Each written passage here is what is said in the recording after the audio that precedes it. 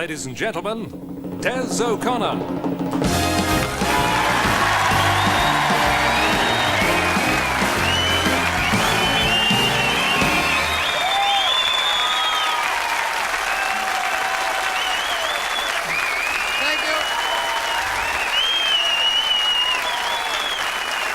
Now, I'm feeling particularly frisky this week because you may have read in the papers that I have a record in the charts with Roger Whittaker. And I've been getting a lot of letters from kids, teenagers, saying, Des, now you've got a hit, stop knocking your own singing. And I think the kids might have a point there. So let me tell you that tonight I will definitely be singing for you a song.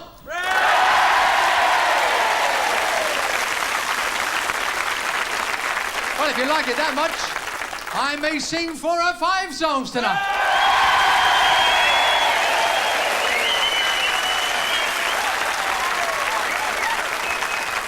I like this new feel. I may sing every night for the next 25 years of my career.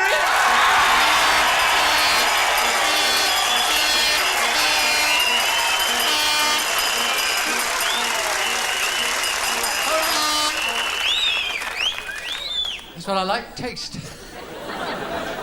Well, now it's all happening in London this week. On Thursday night at the Albert Hall, the finals of the Miss World competition. You can see that on this channel, 8 o'clock. But last night in London, a brand new beauty competition took place.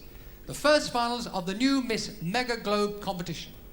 And we're very privileged because we have the first winner with us tonight. Ladies and gentlemen, we welcome Miss Mega Globe 1986.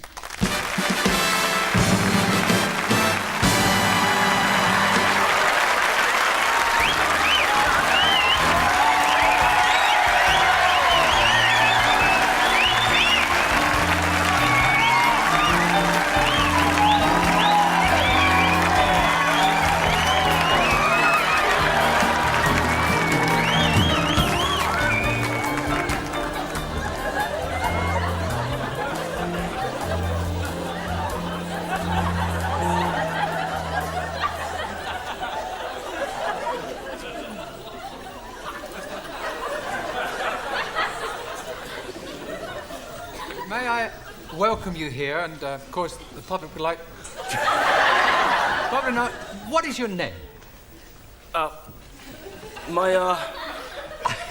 My name is Frederick Starr. You've got a very unusual figure. It's very lovely. What is your measurements?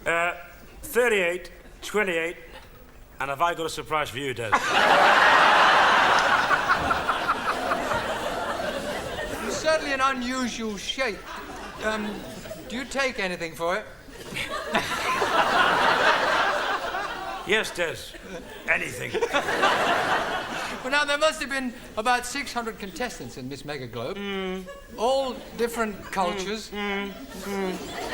All different languages spoken. How did you manage to communicate with each other? Quite simple. Just sign language. Sign language? Yes, for instance, if somebody wanted to borrow a powder puff, I'd say,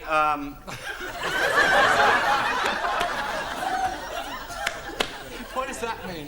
left tit behind.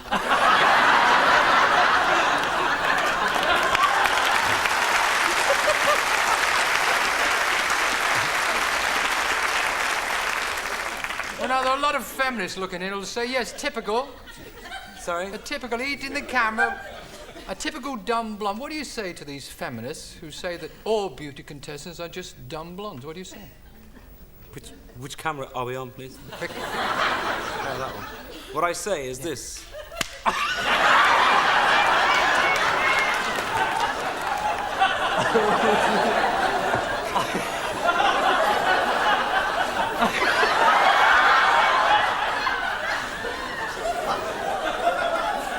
Carry on, please. Carry on. Of your success in the... I assume you'll be in for a very busy year. Yes, I'll be spending the first 6 months thanking the judges. Well, is there anything, as Miss Mega Globe, anything you'd like to say to the viewers? Is there anything you'd like to say? Yes, there's something I'd truly like to get off my chest. Yes, I'd like to get it off my chest once and for all. For I am what I don't give a damn! Quick, come on! I am!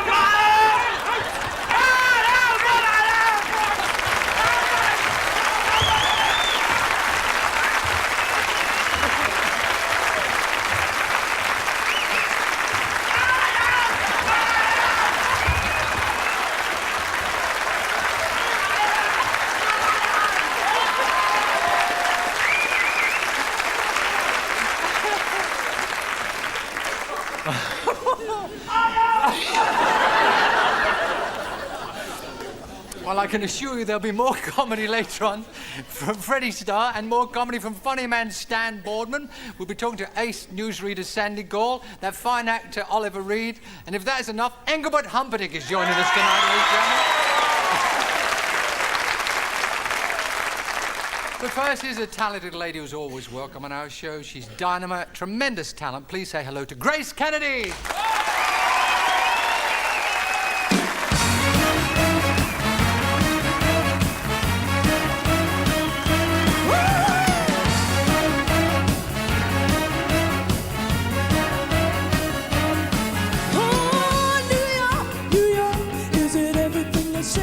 And no place that I'd rather be. Where else can you do a half a million things all at 2:45? When they play the music, ooh, the modern music, they funk it with a lot of style, but it's still that same old backbeat rhythm that really, really drops the fire. They say the harder rock and roll is to be. After what I've seen, I believe it. Now the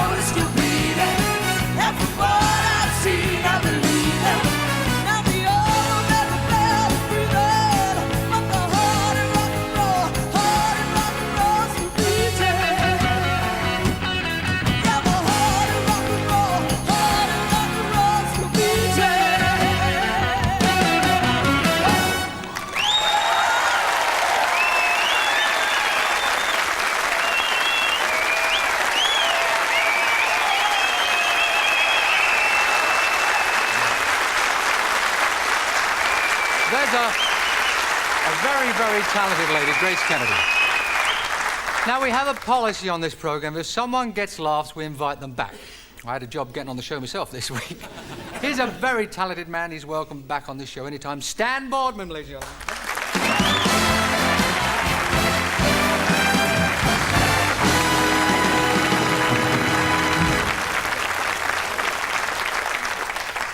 I suppose, knowing you, it's a bit silly to say, do you always want to be a comic from the very start as a kid? Well, coming from Liverpool, no. I want to be a footballer. Like, what else? Yeah, well, you know, everybody in Liverpool wants to be a footballer or a comic, but I finished up as a comic. Wanted to be a footballer. I mean, I didn't want to be a manager. No, you wouldn't. No, not like Manchester United. Poor Ron. Sorry about that, Ron, but Ron Atkinson, Manchester United manager, he fainted in Manchester Street last week, right in the city centre, and these two girls picked him up and he took him into the Building Society. And they gave him a cup of tea and he brought him round, you know, and he said, "Where am I?" And the girl said, "You're in the Alliance." He said, "What happened to the 3rd and 4th Division?"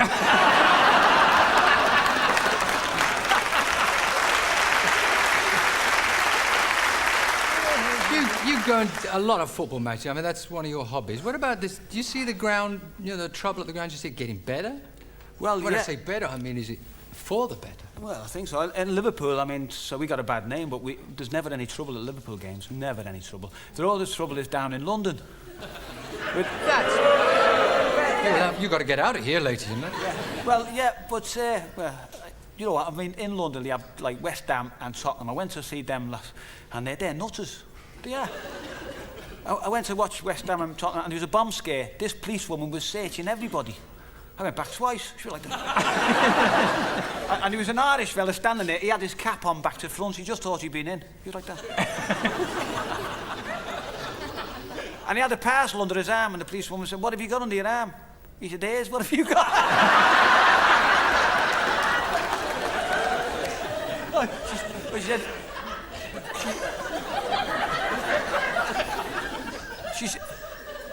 She said, "In the parcel, what have you got in the parcel?"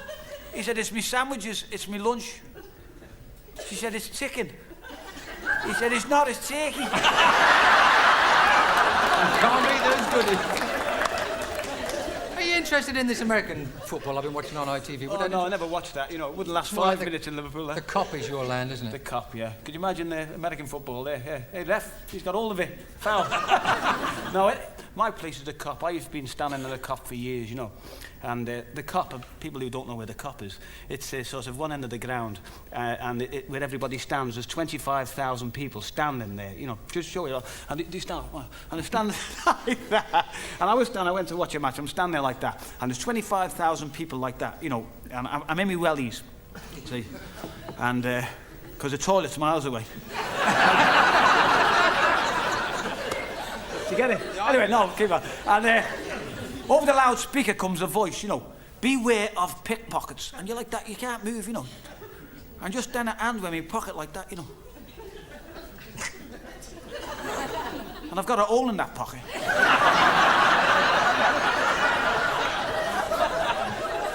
So I thought I'll wait until half time and tell her.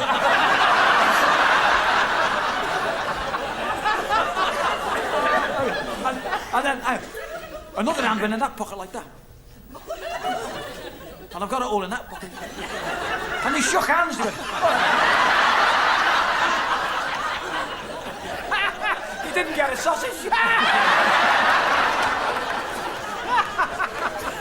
Now, I know you love your trips down here because you get to nip up the West End, and that's a whole new sort of field of comedy for you, isn't it? You see things you don't see up there. Down the West End, I always go down the West End. I mean, I've been going there down, you know, every time I do one of your shows, I nip down there, get some new material. I went down to this Hippodrome place. I couldn't believe it. I mean, you know, it's a gay club, you know what I mean? And I'm like that, you know. And I went in, and it's all fellas wearing frocks, and you know. And I went. I didn't go in because I'm like that. No, no, I didn't. No. I just went in to lobby me MP.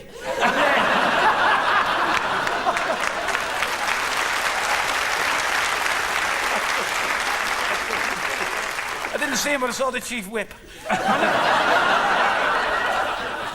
And Black Rod. Anyway, I mean to say, I can't imagine all them fellas with frocks on and all that, and proper men with all these lovely ladies about and all that, you know. I mean, I couldn't be one of them, could you? I mean, can you? I might be talking out of turn now here.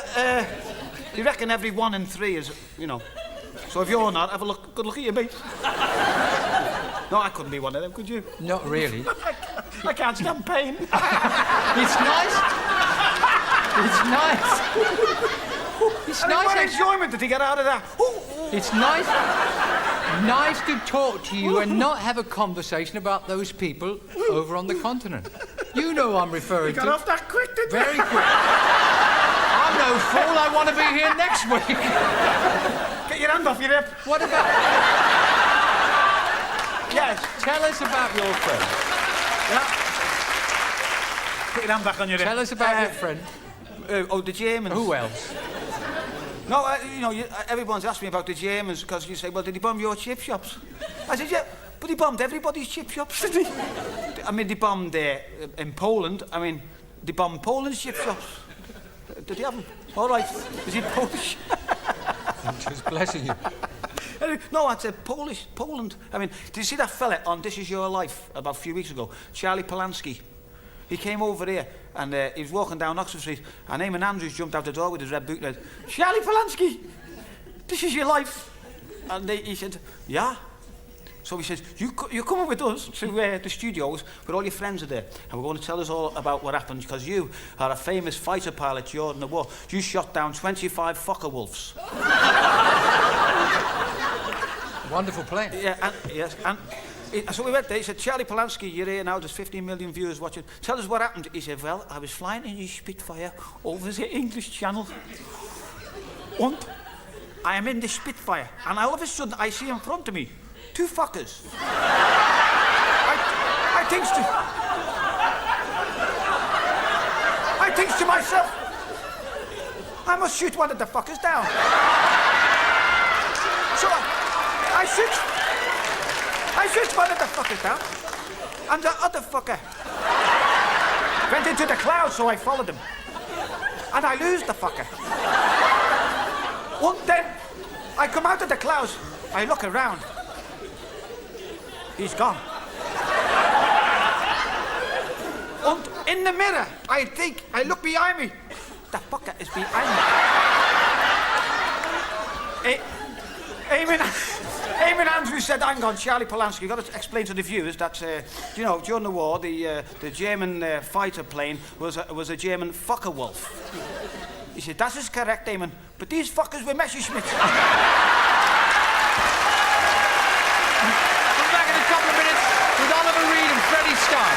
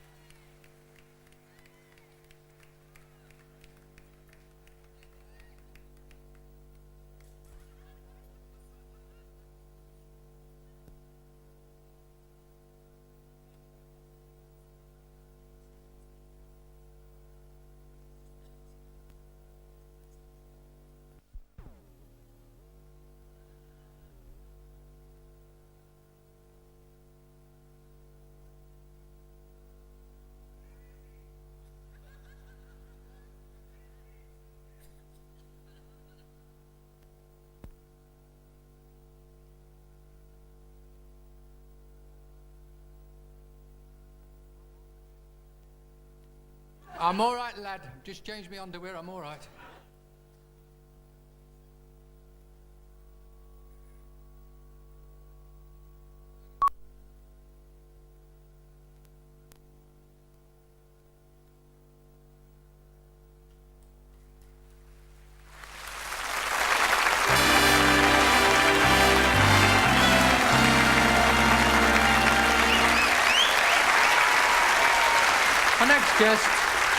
The next guest is a fine actor and one of the more colourful characters of this sometimes dull world, but not tonight.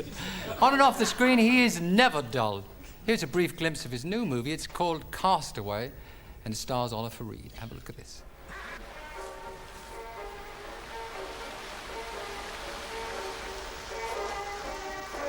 Hey, Luce! Luce, come on down! Come on! Look, it is ready! I promise you I teach you to tango, no? Gerald, we need shelter, we need food! This is oh, God! Hey! I thought you wanted to learn something when you were here! What do you think this is, bloody Devil's Island? Ladies and gentlemen, Oliver Reed.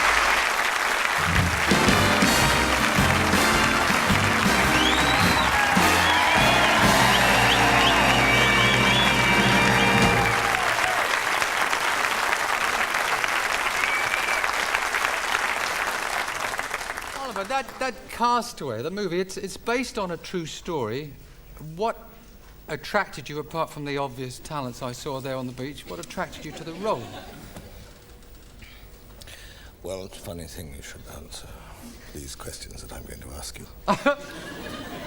I get the feeling this could be fun as well. What to understand is that it's extraordinarily difficult for me to be able to follow comedians. And they asked me when I knew that I was going to be on your show. I was immensely excited. And You really look it. And I thought, how do you follow Monsieur Starr? And so I went to my tailor and found out that Sandy Gore and I both had splits in our trousers. No, why did I what? Why did you choose that film? But I'd rather ask you something I else. needed now. the job. Everybody was taking me for a villain, and suddenly I could play a teddy bear. You're a cuddly character in this. Yes. Well, I lost weight for it. but 4 stone. Yes, I did. I was... Why did you do that? Was that vanity, or was that the fact you're going to run around Starkers? No, because...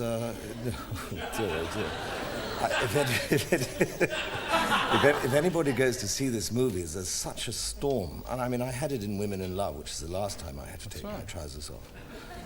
You understand? But there was a storm. But you're not shy about taking your strides off, are you? I mean, you... And I'm told that you do have... Am I helping you? No, but it doesn't matter. I'm here to find out little things about you that we do not know. And there's one thing that I was told I can't believe. You have a tattoo in a very unusual place. Yes, on my cock.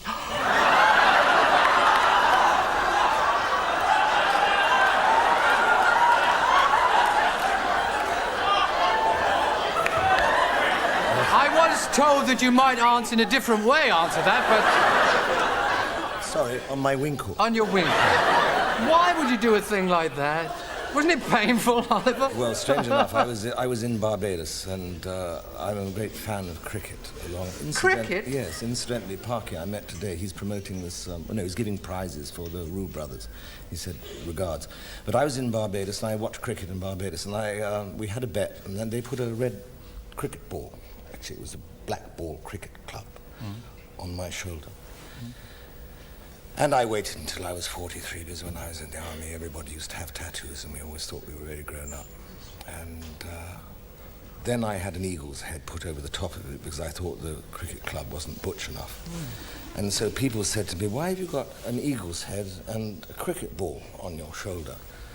And I used to say, you should see where it's perched. I used to say. And one day, I was on Christmas Eve, and there's a pub called the Cock and Bull on Sunset Strip in Los Angeles.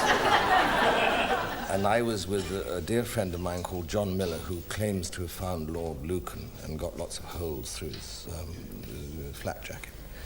And so we had a bet and went off to this little Korean tattooist who refused to tattoo me on that part of my anatomy. But his wife said she would. Oh, well, it all making sense now. No, we are beginning to. So I went upstairs, and I thought, I've got to see it through. And this has been very serious. There's no joke attached to this. Very serious. Made my eyes water. And so Miller phoned up my girlfriend at the time, the beautiful Josephine, and said, the Josephine, Ollie's upstairs serving his Willie, done with the... You ever wish you'd never said anything in the first place? No, it's a long story. We've got 7.5 minutes. Yes. Anything else? Can I take you to Guernsey, which you're now living in, and you sold your little part of Surrey and went there? What do the locals make of you? I mean, what do you do? What is someone like you who's a bit of a hellraiser? What do you do in Guernsey? It's a lovely place, but it's quiet. Well, the only reason I chose... somebody knows Guernsey. The only reason I chose Guernsey is because of the winter. And in the winter, when it gets very rough and the sailors can't go out and fish and catch their nets, and the fish is full of nets and their lobster pots and things, they celebrate the winter by imbibing. And it's a way to get to know the local crop. Plus the fact that they grow flowers, and when flowers don't grow, what do growers do in Guernsey? Plus the fact it's one of the few places that I know in the world that I can trust my daughter to walk down the street without getting raped. Yes, it is very peaceful and very beautiful. That movie there, I've only caught a glimpse of it, and I'm told it's going to be very successful, but are you happy with the kind of roles that you're getting at the moment? No, not at all. No actor is. I've got to pay my electricity bills. And a lot of people have always been, haven't we all? Sure. But I mean, a lot of people, and we have. And I want to retire. I want to write children's books, and I think... Children's books?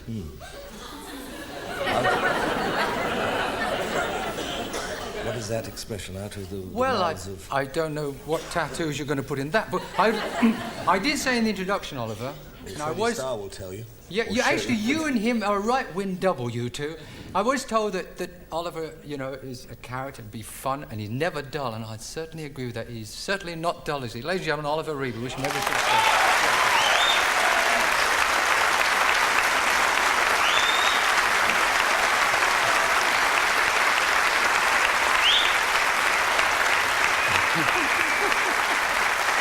Well, I was hoping to bring you a surprise at this time. We were hoping to do the Skyboat song, and Roger Whittaker was due to have landed at Heathrow about an hour ago in his private plane from Germany. But I think Oliver's just about to join the orchestra. Nearly fell down a trombone there. As I was about to say there, that Roger Whittaker was going to join me for a version of the Skyboat song. Sadly, Roger is trapped in a fog somewhere on the continent. We thought you'd like to hear the vocal version of it, if I can find a microphone. It's over there, the vocal version of the Skyboat song.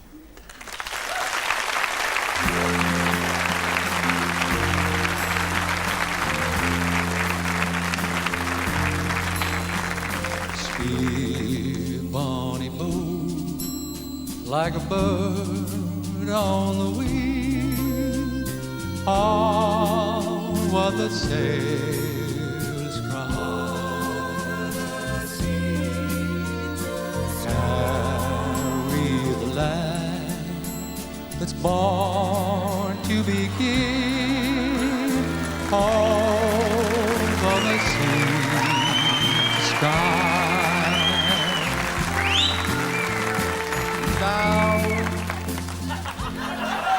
Colin, no, I'm having a funny evening. Look, yeah, I've noticed. You haven't got a tattoo, have you? I've got two W's tattooed. I was just... You're not saying anything, Freddie. Not Okay, that this then. is one of my big... I'm sorry. It should be a duo. You do it, Roger Whittaker. Yes, but there's whistling and everything in it.